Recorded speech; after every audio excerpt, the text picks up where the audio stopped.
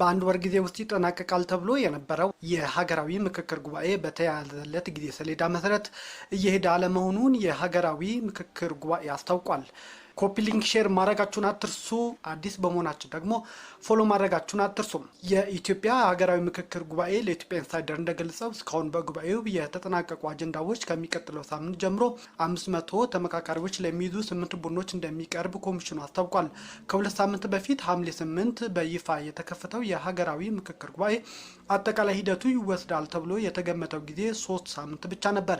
የኢትዮጵያ ሀገራዊ ምክክር ኮሚሽን የጉባኤው መጀመሪያ ቀን ለማብሰር ባለፈው ሰኔ ወር በሰጠው መግለጫ ላይም ይህንኑ የሰሌዳ ጊዜ ማረጋግጦ ነበር። ሆኖም ጉባኤው ሲጀምር አጠቃላይ የምክክር ሂደቱ የሚወስደው ጊዜ 1 ወር ያህል እንደሚሆንም ተገልጾ ነበር።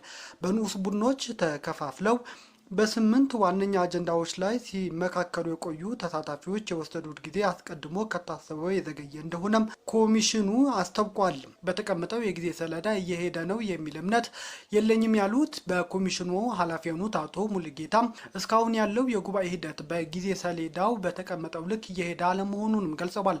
ሂደቱ አስቀድሞ ከታሰበው አንጻር የመዘግየት ሁኔታዎች የገጠሙት በተመካካሪዎች መካከል የሚደረጉ ውይይቶች አከራካሪ ጉዳዮች ያካተቱ መሆናቸውና ቃለ ጉባኤው በጥንቃቄ መያዝ አስፈላጊ በመሆኑ ነው ሲሉም አስረዱት።